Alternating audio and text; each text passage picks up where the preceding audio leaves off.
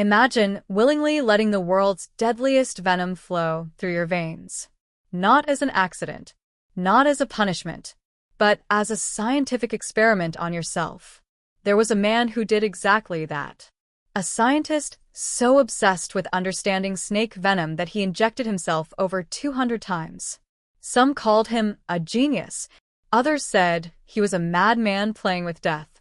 Today, we uncover the unbelievable story of Bill Haast, the human who became immune to snakes. Stay till the end, because what happened to him later shocked even the doctors.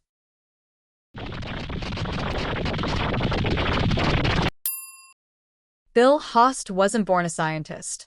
He was a kid who found a snake in the bushes, and instead of running, he grabbed it. That moment, his life changed. He became fascinated by the power snakes hold. A single drop of venom, enough to stop a heart. As a teenager, he worked in a traveling snake show, milking venomous snakes for entertainment. But for Bill, it wasn't just a job. He wanted to understand the venom, not fear it. And that obsession soon became a lifelong experiment. In the 1940s, medicine had very few treatments for snake bites. Antivenoms were rare and not always effective. So Bill made a decision. If I inject tiny doses of venom into myself, maybe my body can build immunity. Most people would stop right there. But not Bill.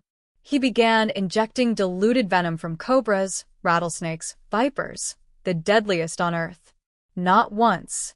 Not twice. He did this regularly, like people take vitamins. Doctors warned him he would die. Friends begged him to stop. But every time he survived a dose, he felt stronger and more convinced.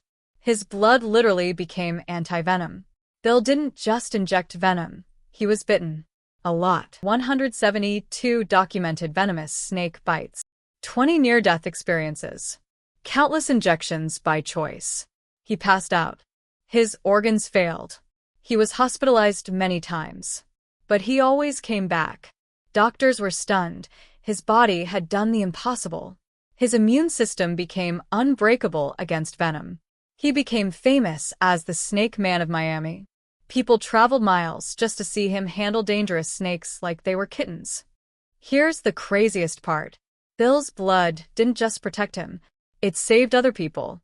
Hospitals would call him when a patient was dying of a snake bite and no antivenom was available.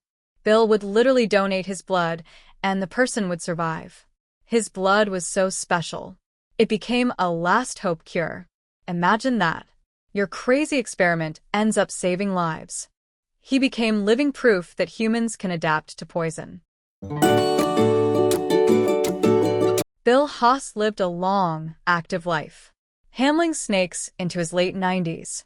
And here's the irony. He didn't die from venom. He didn't die from a snake bite. He died peacefully at age 100.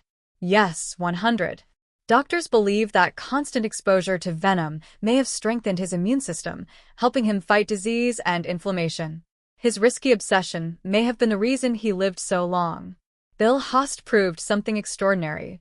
Human limits are often defined by fear, not biology. But let's be clear. This was a dangerous path only one man dared to take. Most people would have died instantly trying what he did. So what was Bill? A hero? A pioneer? Or a reckless daredevil who was lucky to survive? Maybe the truth is somewhere in between. But one thing is certain. He will forever be known as the scientist who replaced fear with curiosity and turned venom into life. If you enjoyed this crazy story, hit like, subscribe, and drop a comment.